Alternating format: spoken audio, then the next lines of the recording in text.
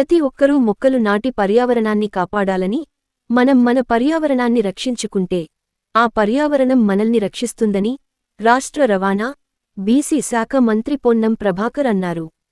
ప్రపంచ పర్యావరణ దినోత్సవం సందర్భంగా వారు మాట్లాడుతూ, రాబోయే తరాన్ని, పుట్టబోయే పిల్లల్ని ఆరోగ్యంగా రక్షించుకోవాలన్నా, మనం పీల్చే శ్వాస స్వచ్ఛంగా రావాలన్నా ప్రతి పౌరుడు విధిగా మొక్కలు నాటి వృక్షంగా మారే విధంగా పెంచే బాధ్యత తీసుకోవాలన్నారు.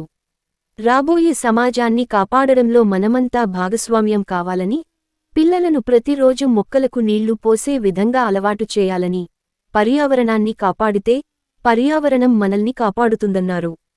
పర్యావరణాన్ని చెడగొట్టే విధంగా చెట్లు కత్తిరించడం, మొక్కలు నాటకపోవడం, ప్లాస్టిక్ వాడడం వల్ల అనేక ఇబ్బందులు తలెత్తే అవకాశం ఉంటుందన్నారు.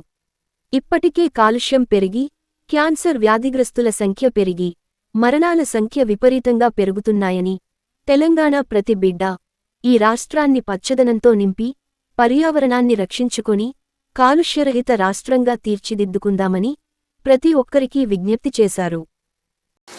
ప్రపంచ పర్యావరణ దినోత్సవం సందర్భంగా తెలంగాణ ప్రతి పౌరునికి రాష్ట్ర రవాణా, బీసీ శాఖ మంత్రి విజ్ఞప్తి చేస్తా ఉన్నాం.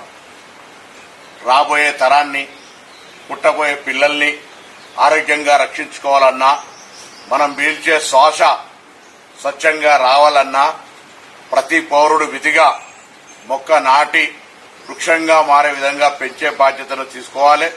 ఇది పిల్లలందరికీ రాబోయే సమాజాన్ని కాపాడడంలో భాగస్వాములు కావాలనే విధంగా వాళ్ళందరికీ ప్రతిరోజు ఒక మొక్కకు నీళ్లు పోసే విధంగా అలవాటు చేయాలని సందర్భంగా కోరుతూ, మనము మన పర్యావరణాన్ని రక్షించుకుంటే ఆ పర్యావరణం మనం రక్షిస్తుంది. పర్యావరణాన్ని చెడగొట్టే విధంగా నిర్లక్ష్యంగా చెట్లు కట్ చేయడం కావచ్చు, మొక్కలు నాటకపోవడం కావచ్చు, ప్లాస్టిక్ ను ఉపయోగించడం వల్ల చాలా ఇబ్బంది కలుగుతుంది. భవిష్యత్తులో ఇప్పటికే క్యాన్సర్ పేషెంట్ల సంఖ్య గణనీయంగా పెరిగి మరణాల సంఖ్య పర్యావరణం కారణంగా జరుగుతున్నటువంటి సందర్భంలో తెలంగాణ ప్రతి బిడ్డ ఈ రాష్ట్రాన్ని పచ్చదనంతో నింపి పర్యావరణాన్ని రక్షించుకొని కాలుష్య రహిత రాష్ట్రంగా చేద్దామని ప్రతి ఒక్కరికి హృదయపూర్వకంగా విజ్ఞప్తి చేస్తా ఉన్నాం. మీ పొన్నం ప్రభాకర్, తెలంగాణ రాష్ట్ర ప్రభుత్వ పక్షాన విజ్ఞప్తి చేస్తా ఉన్నాం.